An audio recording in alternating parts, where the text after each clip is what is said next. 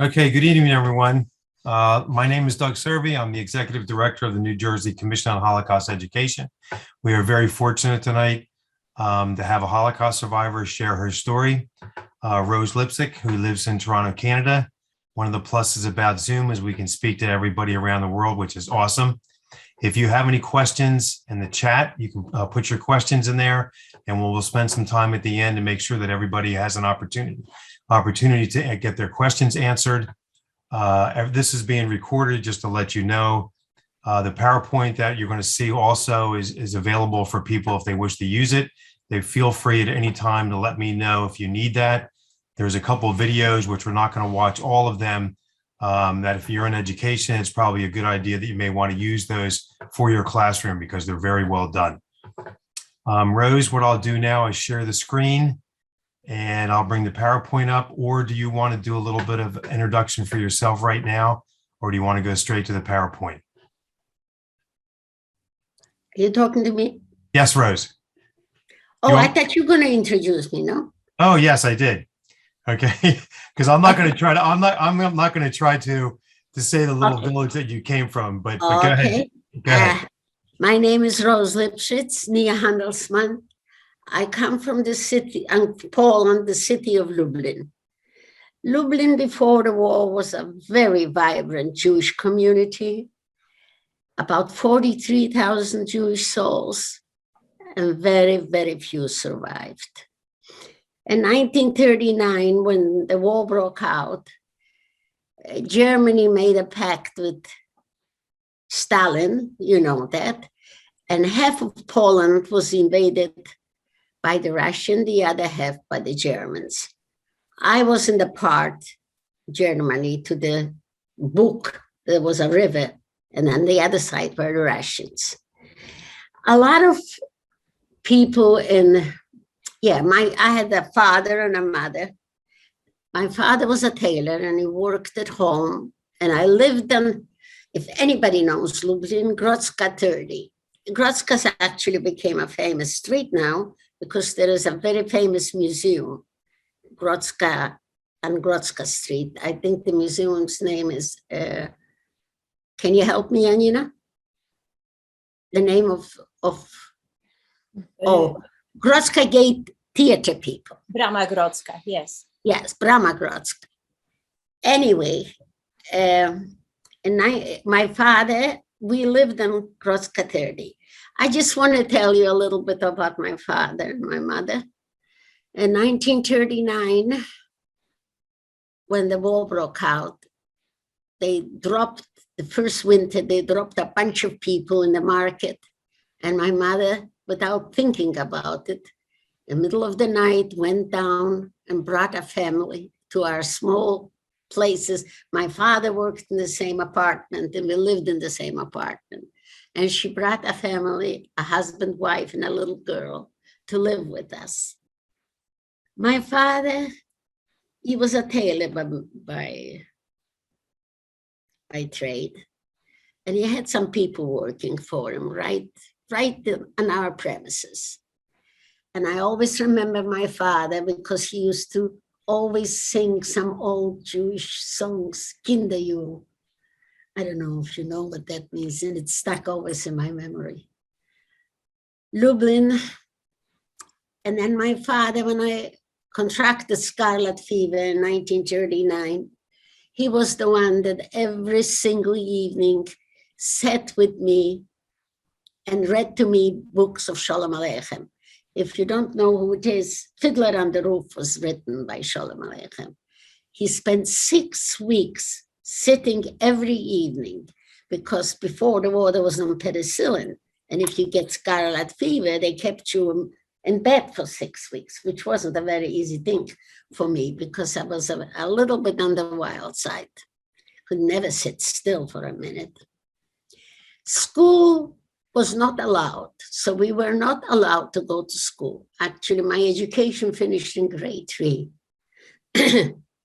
If you see that I still know a few things, it's just because all my life I've been an ardent reader and a self-educated, supposed person because of reading so much. We lived in Lublin till they opened up the ghetto. I think it might have been beginning of 1941. And then they told us we have to get out from our premises. So we went. Oh, actually, I don't mind if you show some of those. You want me to do some? I can do that. Yeah. Okay.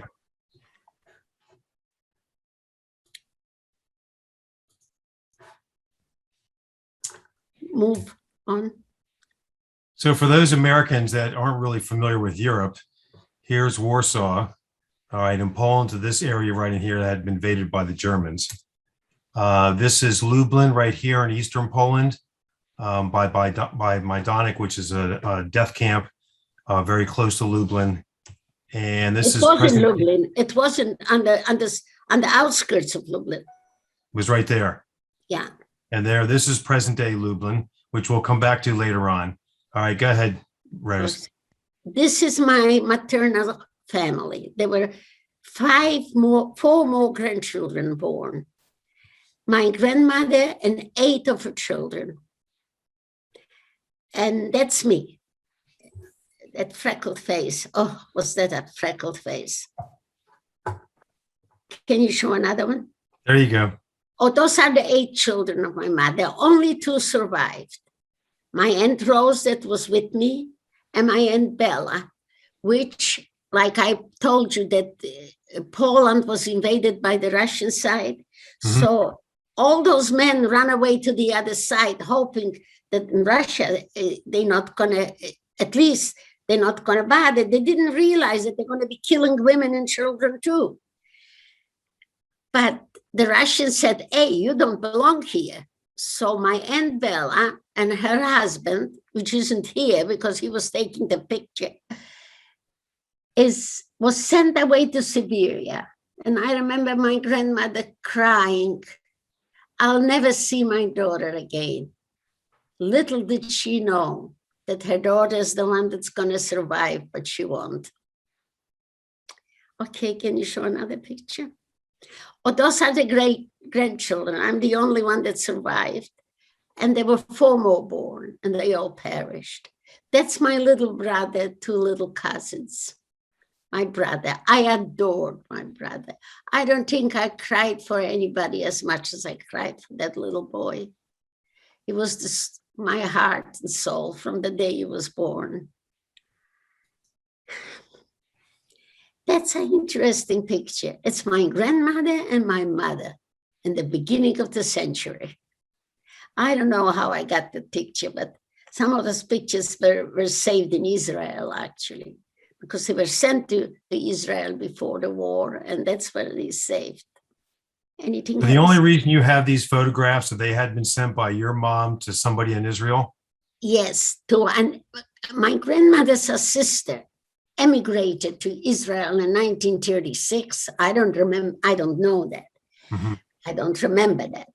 But that's how those pictures were saved. They were sent there. And after the war, I took them back. Okay, anything else? Oh, well, to this I'll come later. Let's continue. Okay. Talking. So in 1941, when they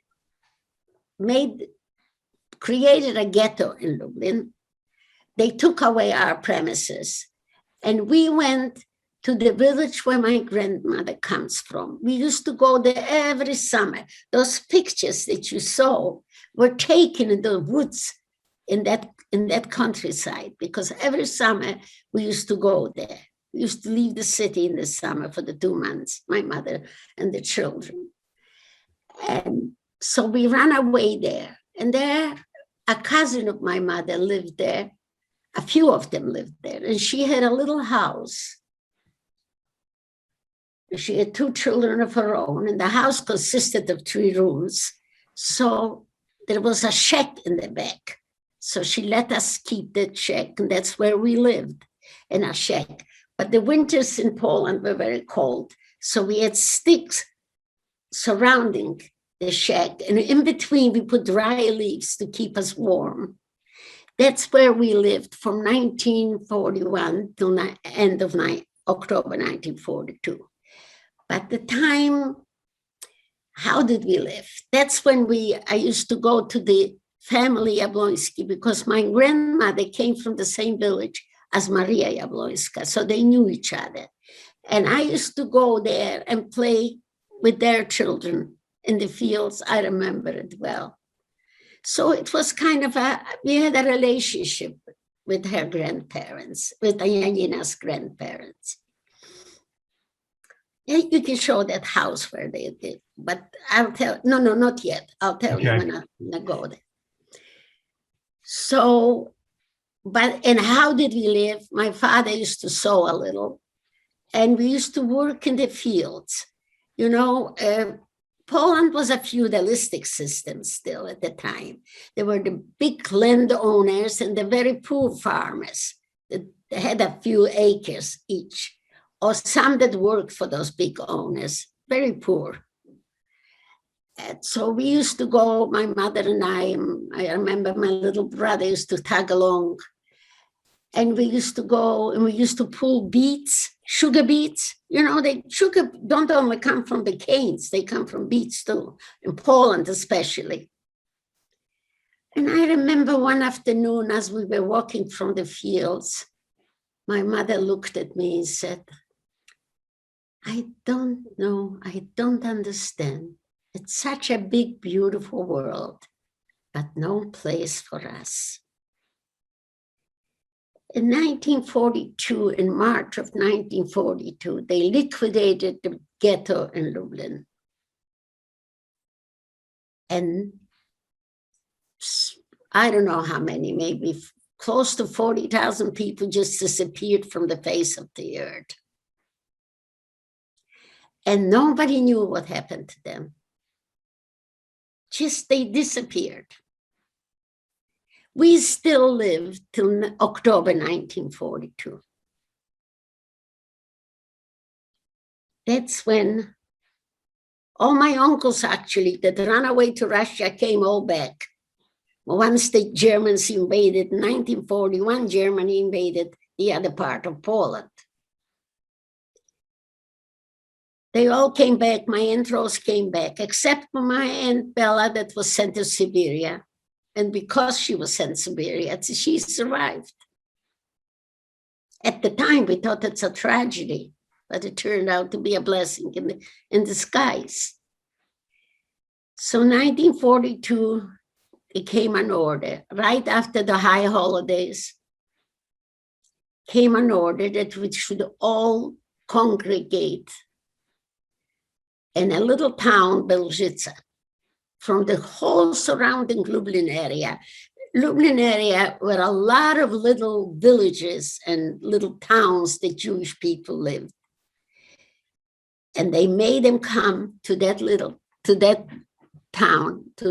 I remember my mother and I think my grandmother, my uncles tried to run to Lublin because they built another small ghetto. They called it Majdanek Tatarski. So they used to run. Excuse me a minute.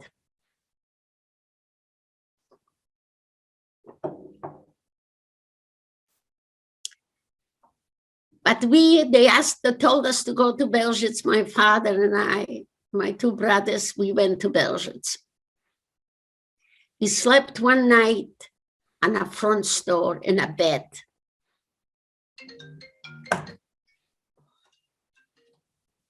In a bed. And the next morning, a knock came on the door, Rose. They took us on a market. You know, Poland is famous for markets. The farmers used to bring their goods, huge markets. They told us all to congregate on that market, and they started dividing us. Some people, men and women without children to one side, women and children to the other side. When they divided us, they took my father. I never even said goodbye. They took my father in a truck away. And my mother and my two brothers and all the rest, about 3,000 people. They started walking us on a road to do the, I can't get that thing. They don't believe me. I close it and they open it. I think I'll close it. Oh, forget it. So we started walking on the road.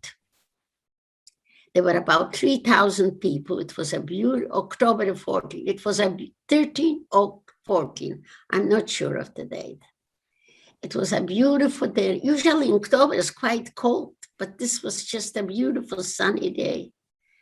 Whatever we carried with us, the few belongings, my mother threw it away. She grabbed the belongings that I carried and threw it away. She looked me straight in the face and she said, I want you to understand, we're going to our death. If they took the able bodies away that could work, and all those people that disappeared in March, we never heard from anybody, that means that they are dead.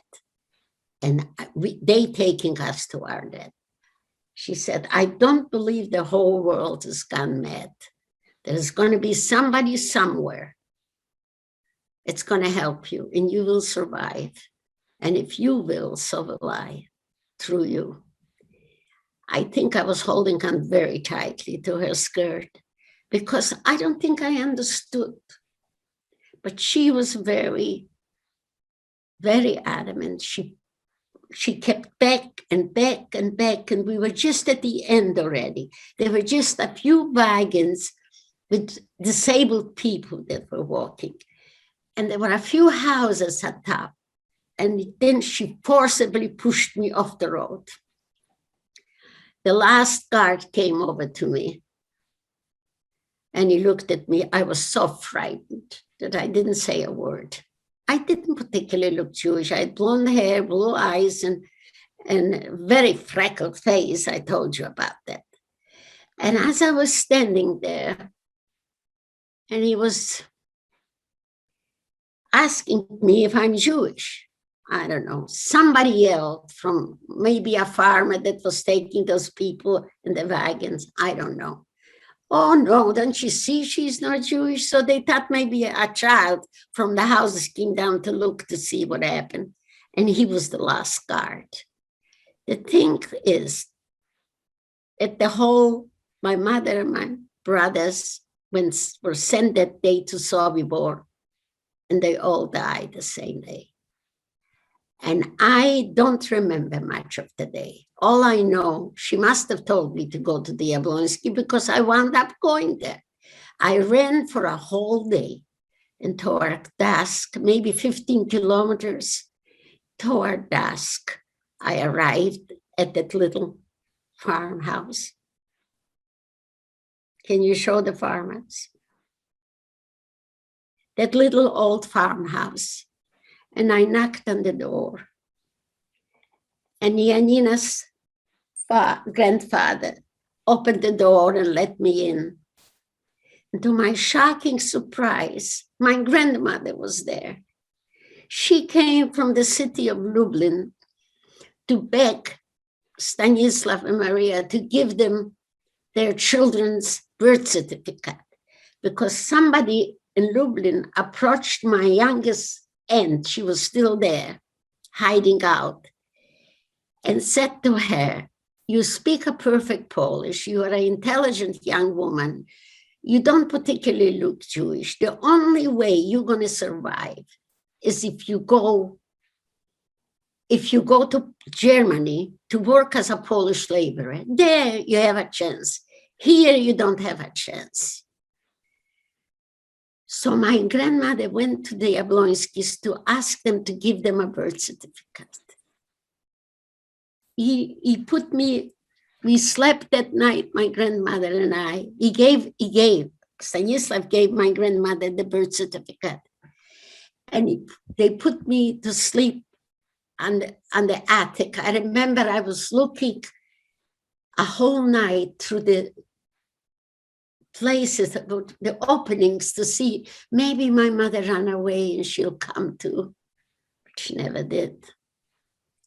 The next morning, Mr. Jablonski took me on his wagon and took me to the train station and put me on the train station so I can go to Lublin to meet up with my mother's youngest sister. When I got into the train station, here we're talking about a Pole that's risking his life and saving me. And the minute I walk into the train station, all I could hear is, we're getting rid of the Jews. Isn't that wonderful? Can you imagine my face looking how I felt? But as I was sitting there petrified, I noticed the older lady standing there, another Polish woman that was a friend of my grandmother's. Her name was Antosha. I remember her. She recognized me, grabbed me by the shoulder, forced me against the window, and said to me, "Be quiet, my child. Be quiet." Here's another Polish woman. So how do you deduct those things? Impossible. People are people from all over the world, good and bad, I guess. And you know, my mother left me a legacy. She still believed in the human race, only she knew she was going to her death. Helped me through my lifetime. That legacy did, many ways. Anyway, I arrived in Lublin, the city I was born in and grew up, petrified that somebody I walk on the street might recognize me. Interesting, Germans didn't recognize a Jew, but a Polish person recognized a Jew a mile away. Something innate, I know. Anyway, the next day, we took on a different identity. We became Lodzia and Helena Jablońska.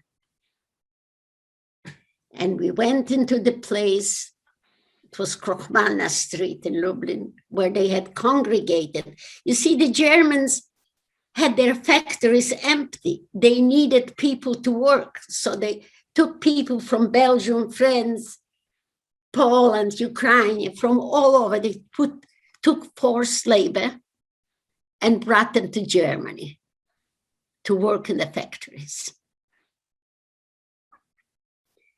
Germany, 1942 till 1945. The worst part about taking on somebody else's identity is to be able to tell a story today and remember it the next day, because the story wasn't true, you see.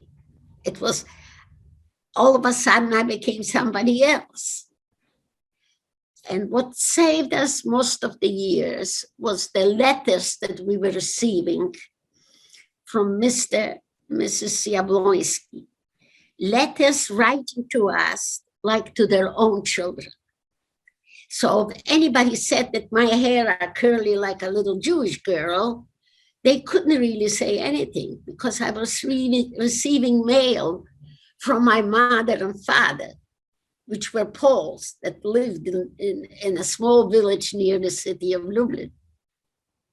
So this was, and they used to send us dry bread, because they didn't treat the Poles very well. We used to wear a P. We used to wear a P to recognize us. They didn't treat the Poles very well. They didn't treat anybody very well. So hunger was the worst thing. Hunger, and I guess lice were eating me up alive, if that's possible. Because I had long hair and I used to put it in braids.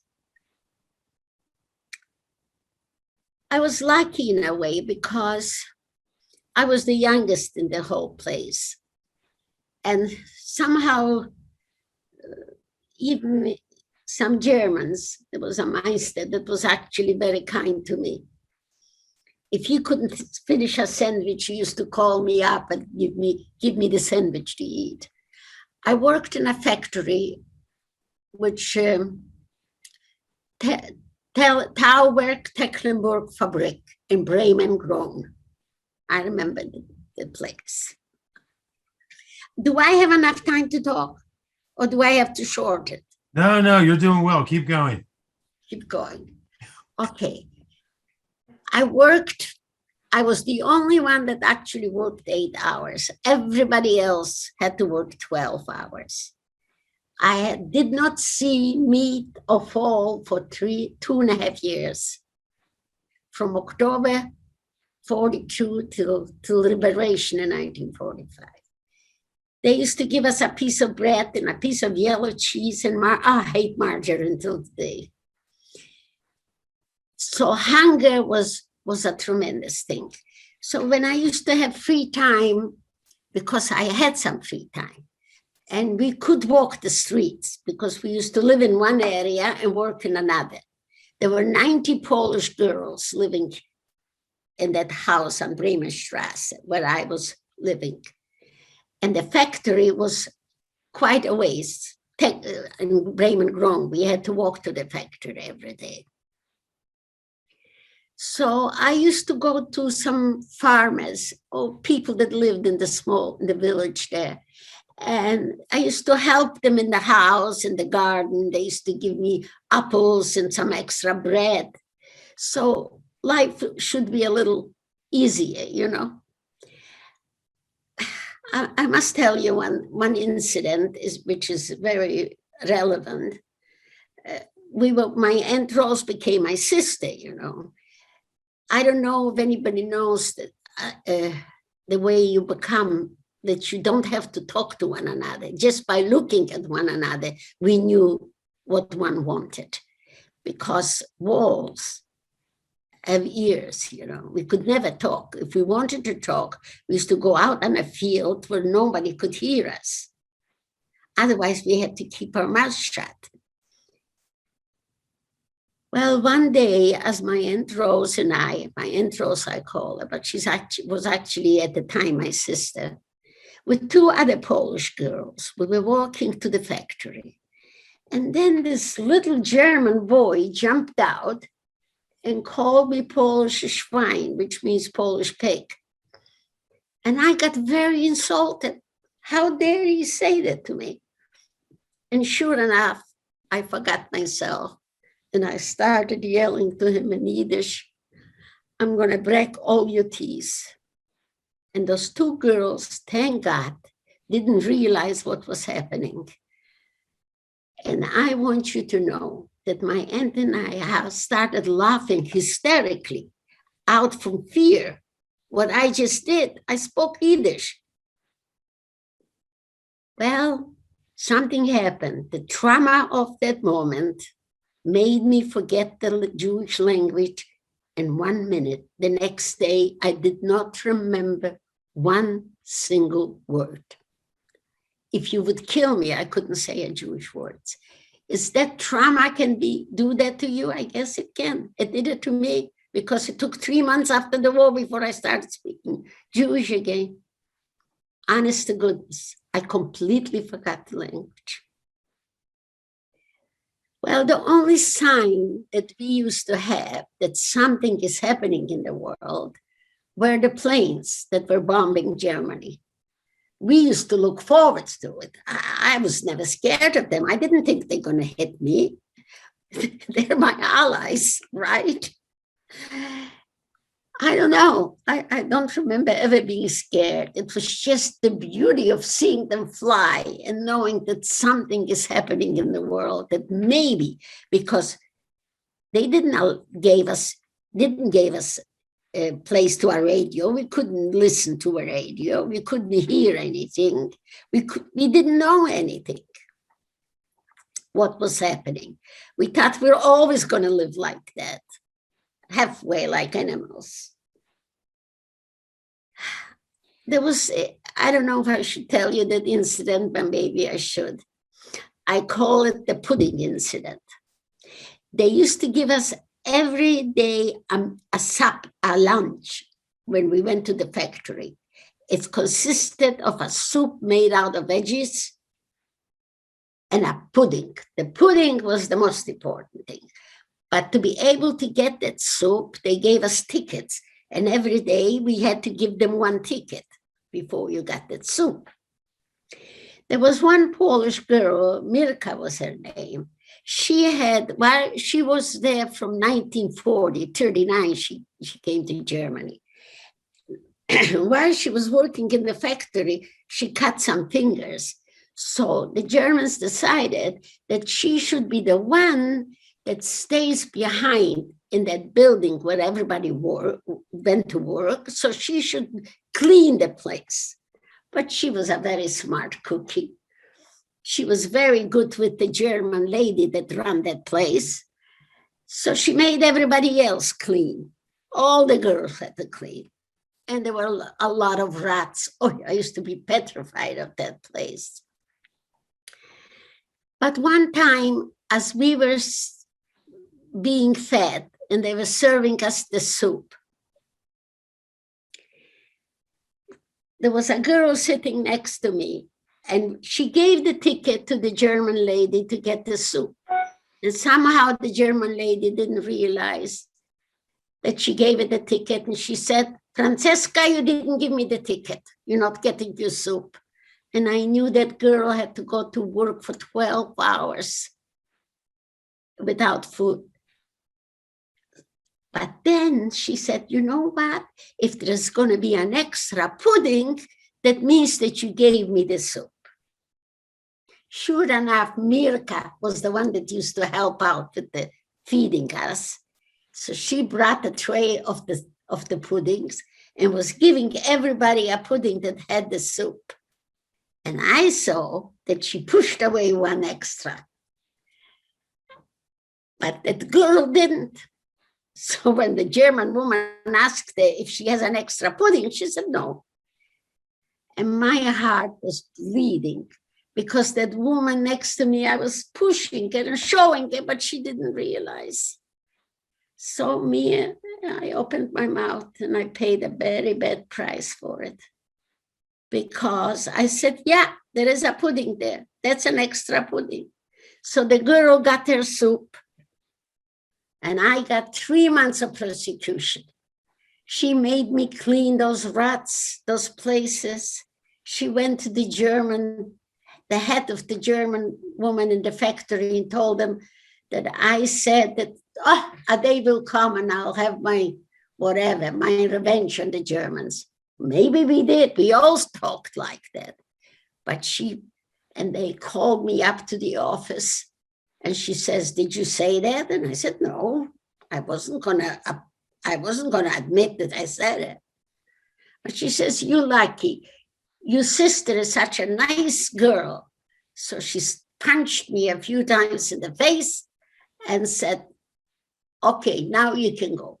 So I gave my aunt quite a bit of trouble with things like that. Maybe I shouldn't have, but I couldn't help myself. She was hungry. The girl was going to work.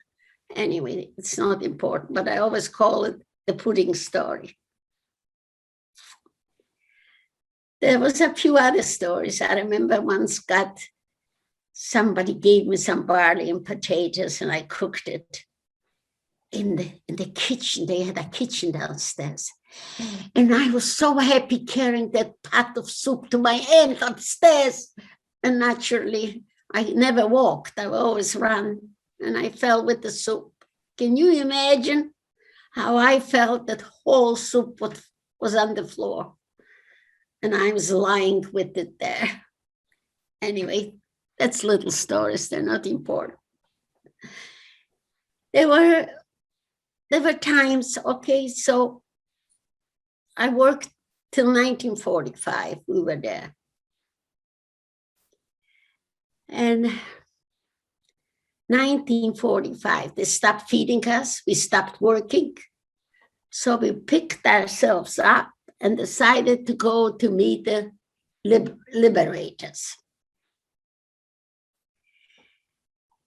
We took a little boat across the river, a few Polish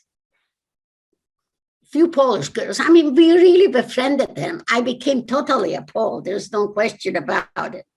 And I cared for all of them because that's the way it is. So we all went, and as we walked, we got into a camp that was completely empty.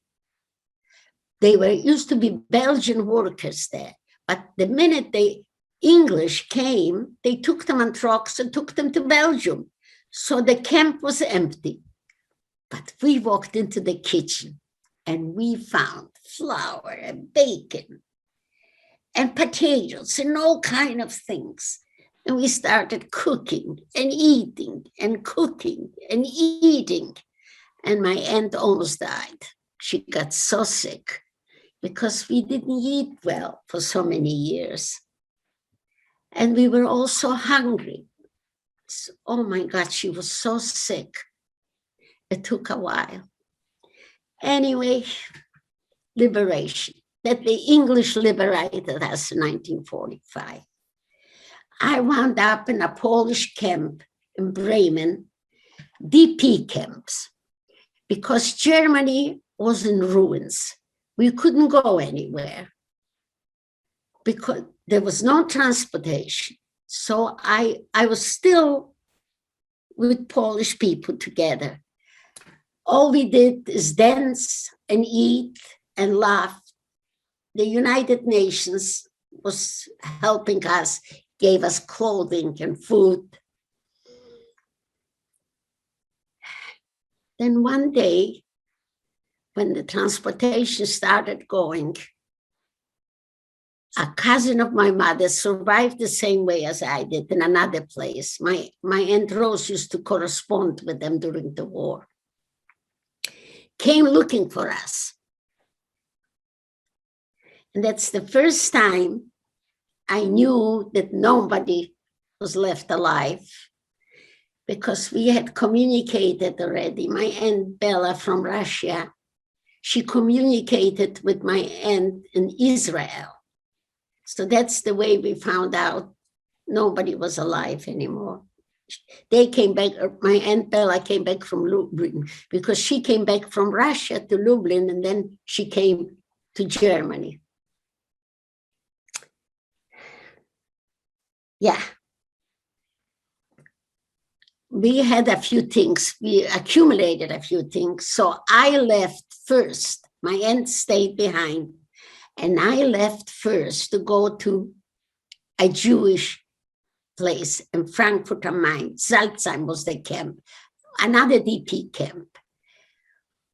Well, I went on a train in Bremen to take me to Frankfurt am Main.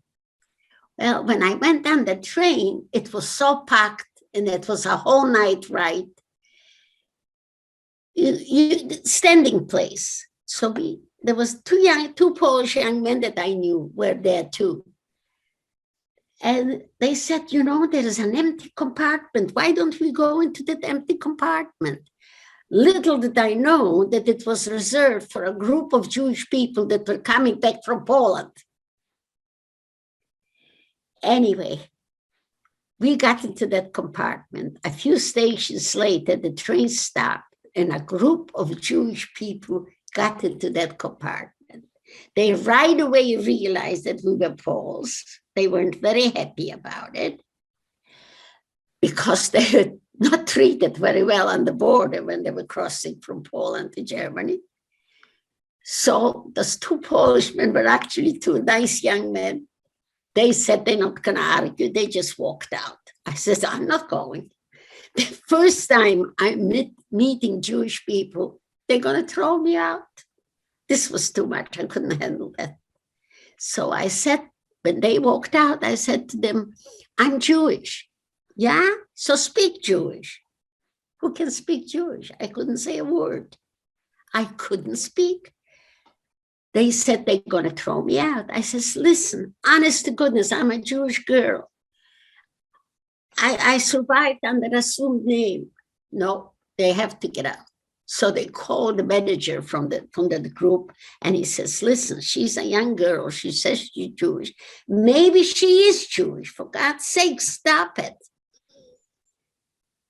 A whole night, they were questioning me about the Jewish holidays. Well, this I remembered. I told him everything. But when I walked out from the train station, I'll never forget it. I heard one say to the other, she must have been a maid in a Jewish home. They didn't believe me I was Jewish. So you see what happens. After 3 years, I became a total Polish girl, honest to goodness.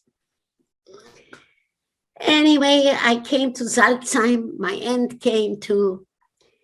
aunt Rose got married.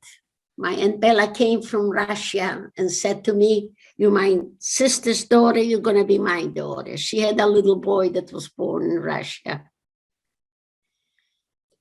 But I became a Zionist. I wanted to go to Israel. Well, my aunt got married and they emigrated to the United States, and I went on my way to Israel. But Israel was not a country yet, and it was illegal to go to Israel. So I went to, first they took me, a group from Israel, they came to take us, organize those things, those illegal groups to go to Israel. First they took me to Italy. Italy actually was a good thing for me because it was a year that I actually got some education.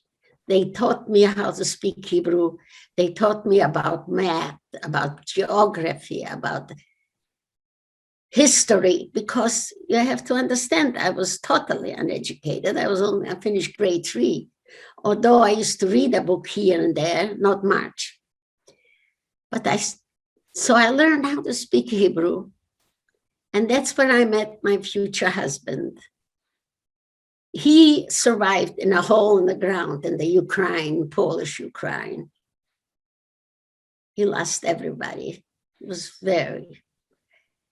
He was with 2 young boys, and his shoes were ripping, so he couldn't go for food at night. And the 2 boys said, you stay, we'll bring you the food. And the 2 boys got shot, and he was the only one that survived. It left him damaged. There's no question about it.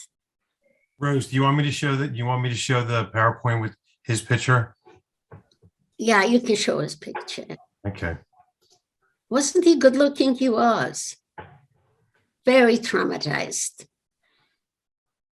Because he lived by himself for maybe from 1941 to 1944 till the Russians came in. That's my Aunt Rose and me after the war. In Salzheim. Oh, that's Israel already. So wait, it was too bad then. Gosh, what happened? I grew old. Understand that I wound up in Cyprus because the same English that liberated me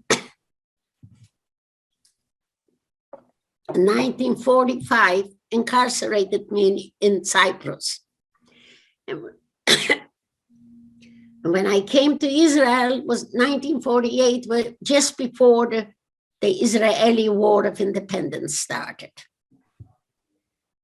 I got married in Israel, and I lived till 1952, but the climate did not agree with me. I was sick all the time. So my aunt from the States got me to Canada.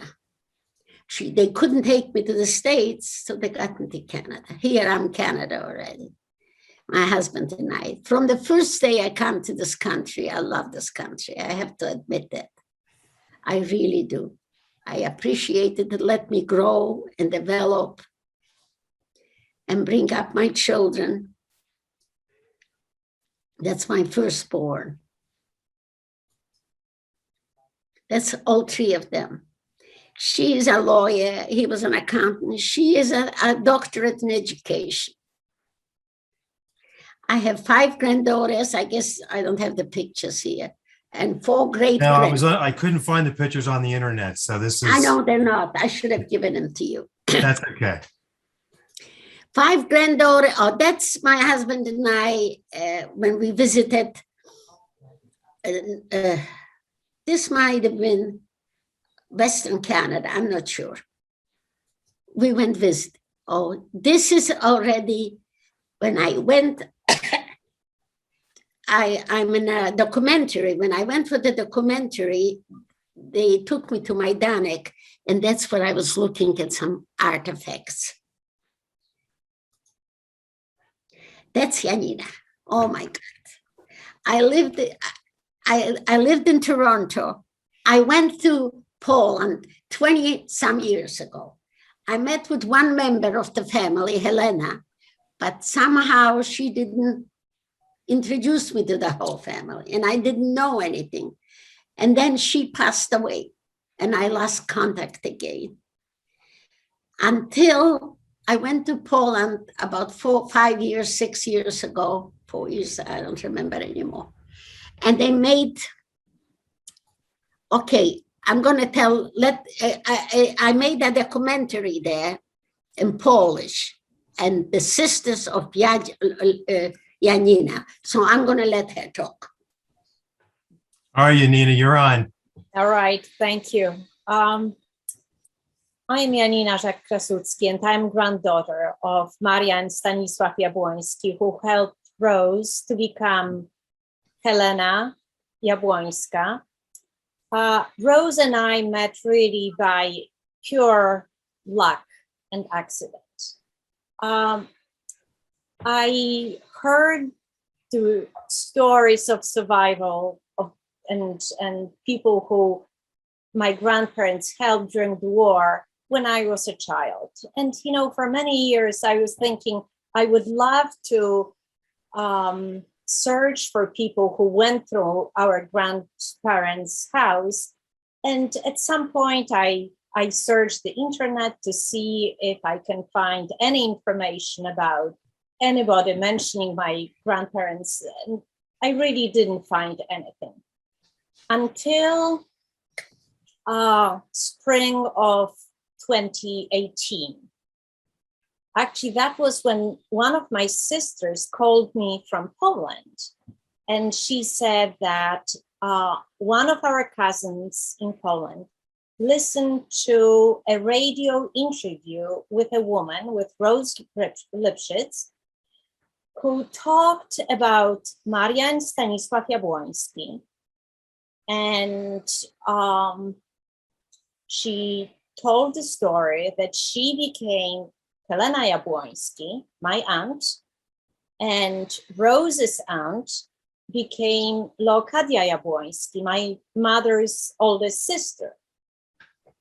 And there were so many facts that really, I had no doubt in my mind that the woman giving the interview was talking about our grandparents and our aunt.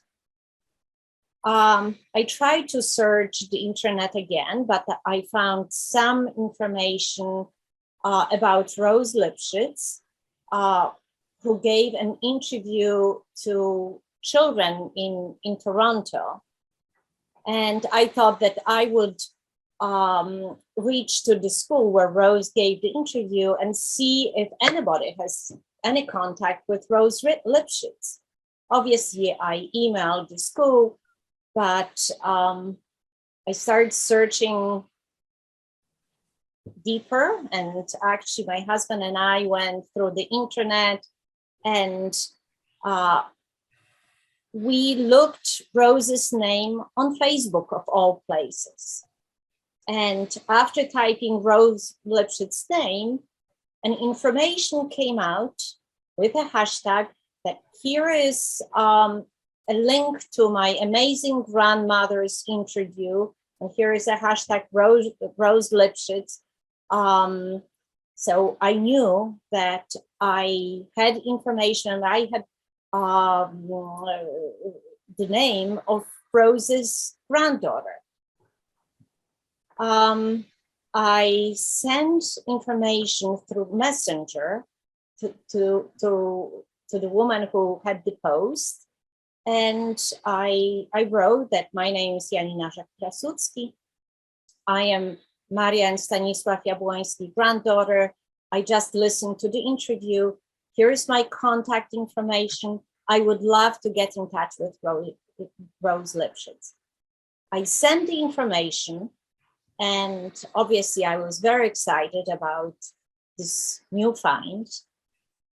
And, but even then, I really wasn't sure whether the interview was recorded a year ago or 5 years earlier. So I really wasn't sure whether Rose was alive or whether she would be willing or capable of talking to me about stories that I knew from childhood. And after sending the information to Rose's granddaughter, I was really so excited. I left my phone on my nightstand, and in the middle of the night, I heard my phone ping. I jumped out. I looked at the phone, and I saw a response from Rose's granddaughter saying that I forwarded your contact information to my grandmother. So I knew that Rose was alive. The next morning, I was driving to work. I was going to a meeting. I was in my car and my husband called me and he said, I just got a call from Rose Lipszyc. I spoke to Rose Lipszyc. I had to pull over because I just could not believe.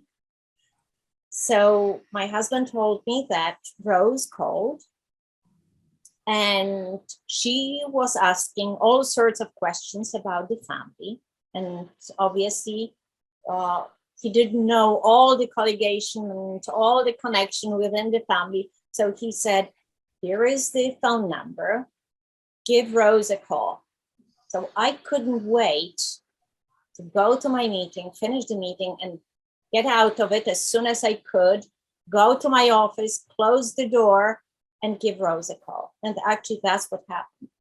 I called Rose and I was amazed that Rose spoke such wonderful Polish. Rose did not only, she didn't forget the language, but her language is really amazing. And Rose was asking me all sorts of questions about the family connection.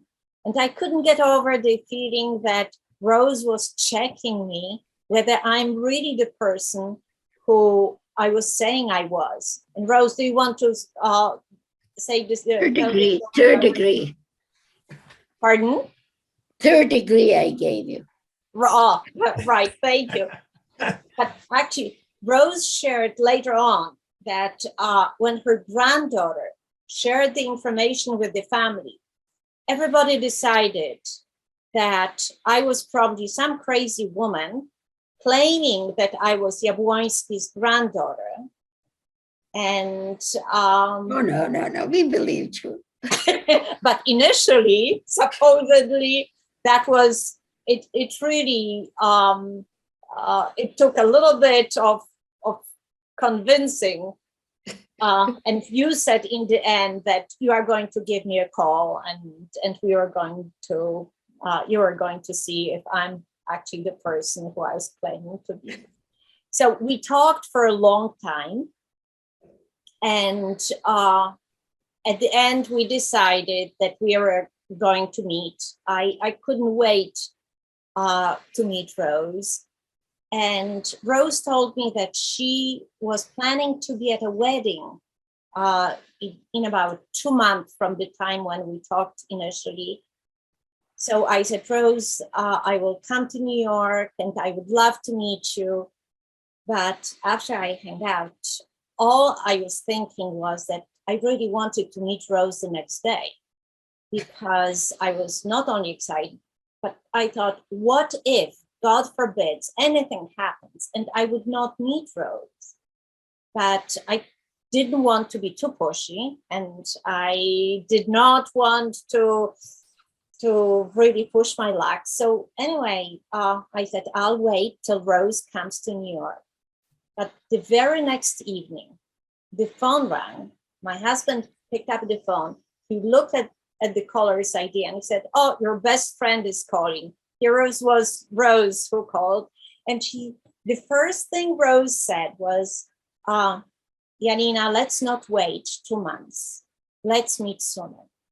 And I said, Rose, that was exactly what I was thinking. I want to meet you as soon as I can. I went to Toronto maybe a week or so later, and it was a very emotional, beautiful reunion.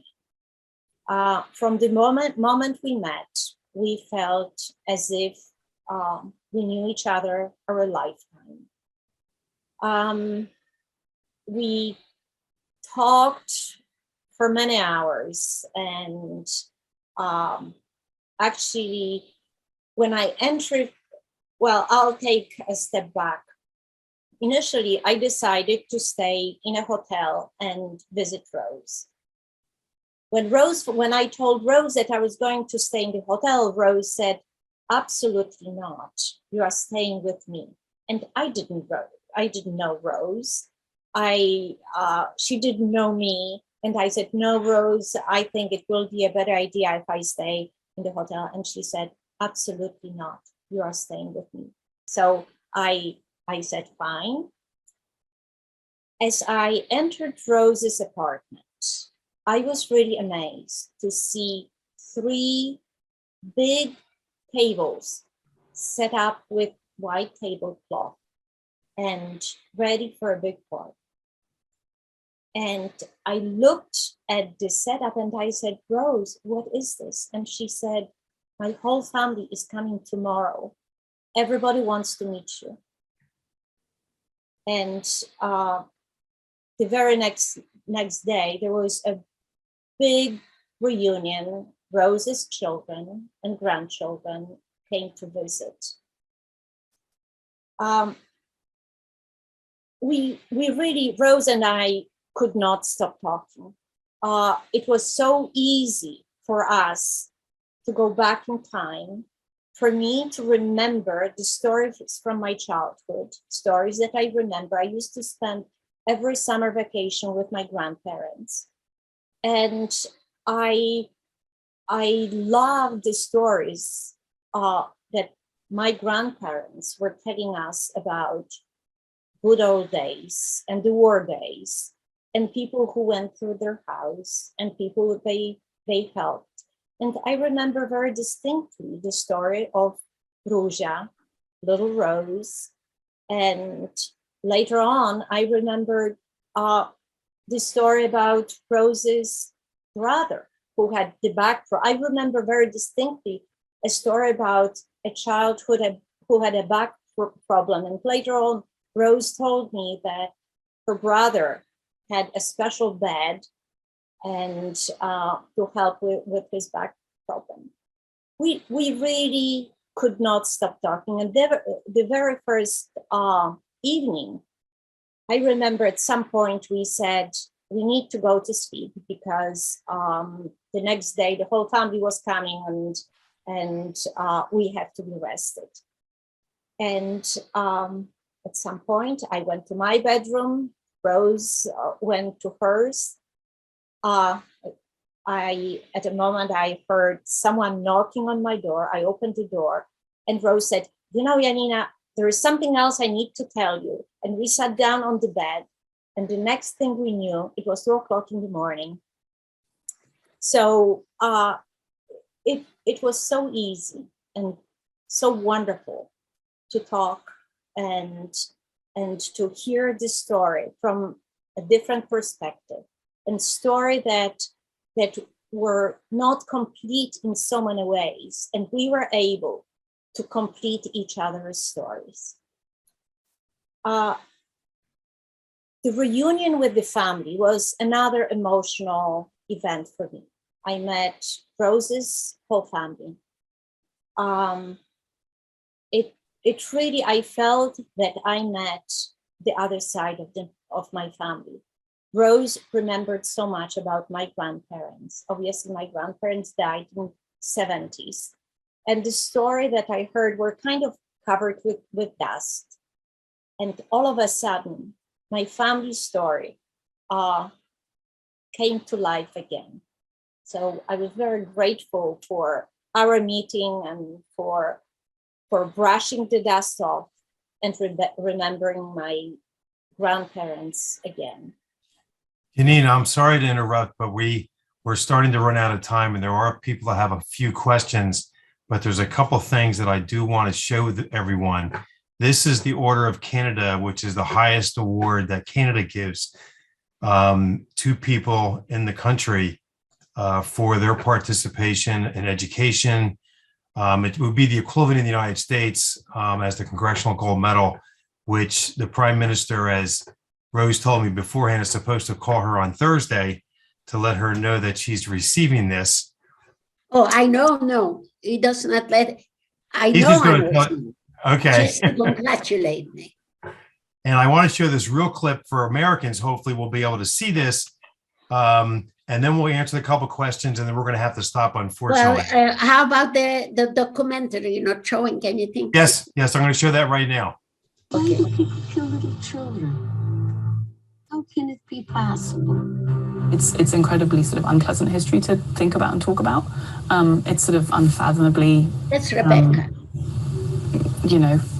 awful what happened. And so I think a lot of people sort of just shy away from talking about it. Something that was actually really interesting was a lot of the survivors said they found that even just after the war, even just after they had come out of the camps and they were liberated, and they were, after a few years they left Europe and came to North America, people didn't want to talk about it. People, even other Jewish people, didn't want to talk about it. People who were living here. It was just unpleasant to talk about, and they didn't want to hear it. And with the survivors, not being around so much anymore, there's very few of them now. Now is the time to get this history down. Two other people, that's the three of us actually tried to represent in some way the 1.5 million children that perished, each one in their own way. My story is a little different, their stories, they're different. But together, it's part of history. We are of age, like I said. I don't know how long we're still going to be around to tell. I plan to keep telling the story. Obviously, these films and all of the research that's gone into it, are tools to help me tell the story. But there'll be no better way than when I went with her, and I was able to see them for myself. And I can take my kids there. I can take other people there and say, like, this is where it happened. This is what happened.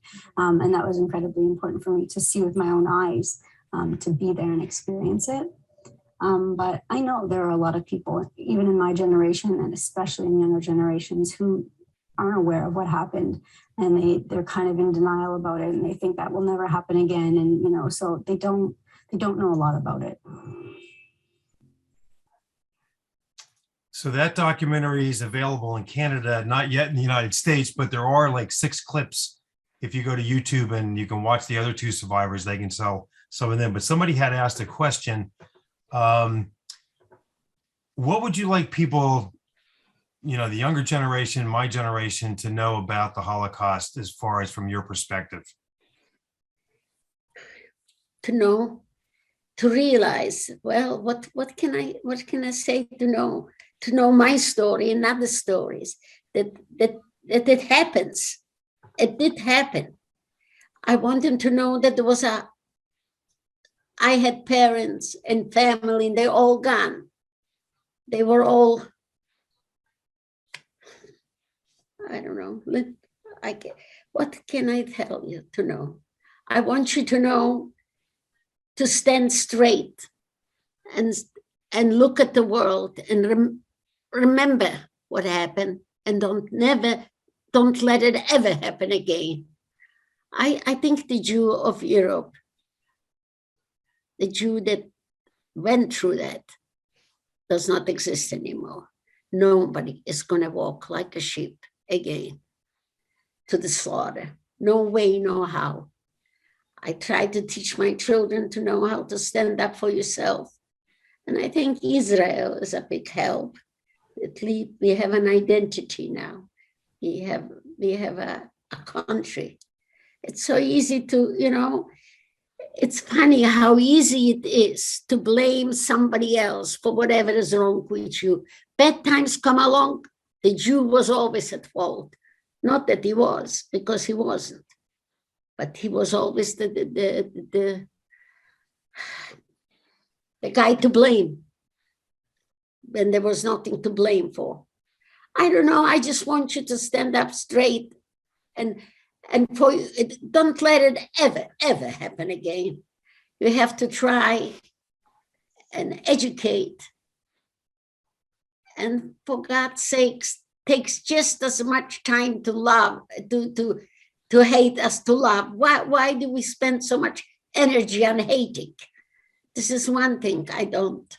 My mother left me a legacy. If she could believe in the human race, then I will try and remain.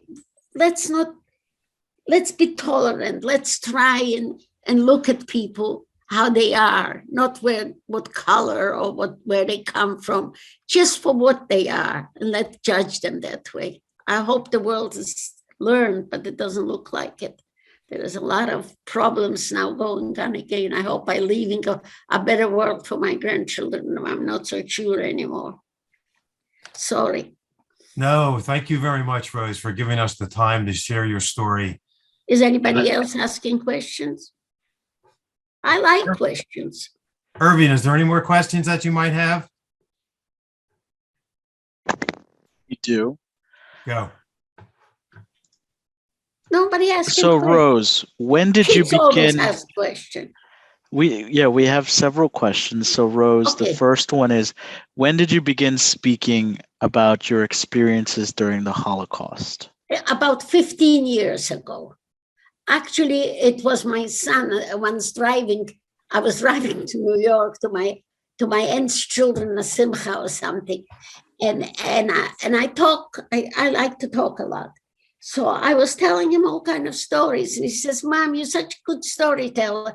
Why don't you go to the Holocaust Center?" You know, I'm a widow already 20 years, and this sort of encouraged me. And once I went there, I started talking. And it's been about 15 years that I've given my time. And I spoke to many children. And you know what? I found that they actually believed me. They listened to me. Maybe because I was a teenager at that time. You know, I think I remember I used to make them laugh and cry at the same time. Maybe that's why I didn't. I remember one little girl said to me, "Oh, you know what? I like your story." And I didn't even fall asleep. Or another person would say, "You know what? I read a lot about the Holocaust, but the way you put it, I could actually see your mother talking to you. You put them back." And that's what I did. I brought them back to life. That was very important to me. Yes. Anything else? Yes. So Rose, I'm going to ask you this, and then I'm going to ask Janina to speak. Rose, how has meeting Janina impacted your life? Very much. She became like another daughter of mine. I don't know, somehow the minute she walked into my house, I had that strong feeling to her. We call each other, we see each other, we talk to each other. It's just been wonderful, really wonderful. And Janina, the question goes to you. How has meeting Rose changed or impacted your life? Oh my goodness, I found the other part of my family, especially living in America. We really don't have any family, and meeting Rose brought my family closer. Rose is incredibly warm, just like all her children and her grandchildren, and we found this incredible closeness. It is. Yeah, and you met Rose, my aunt children too, Yes, right? yes. I met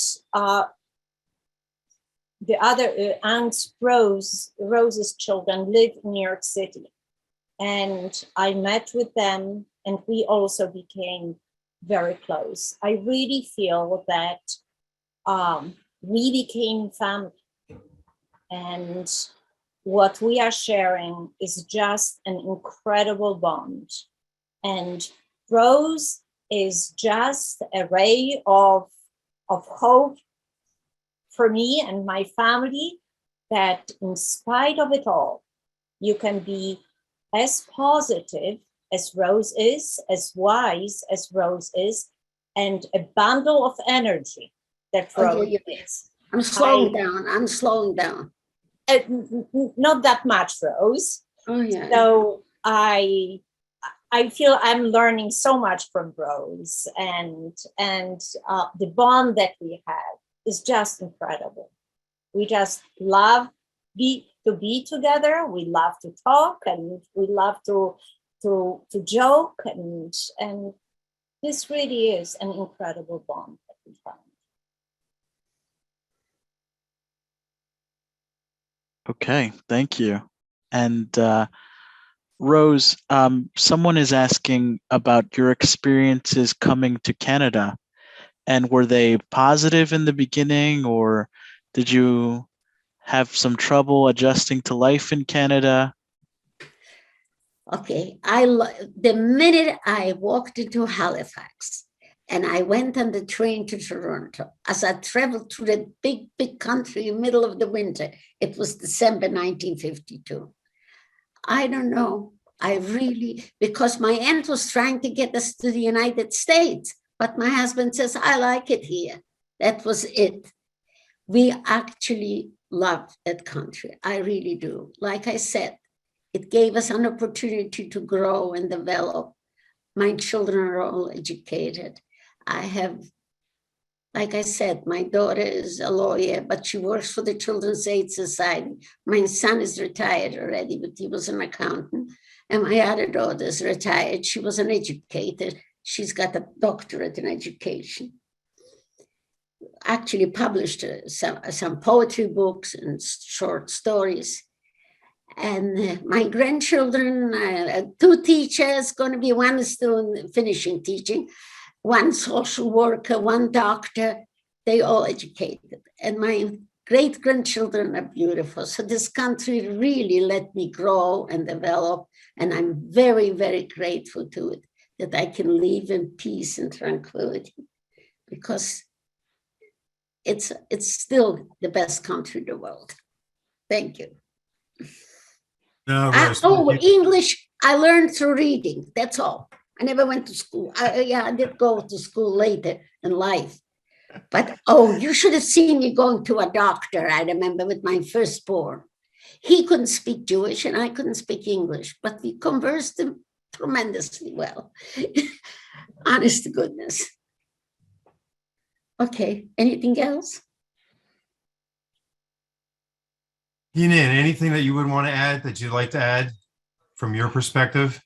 From my perspective, it's a pleasure meeting you all. And I tried my best.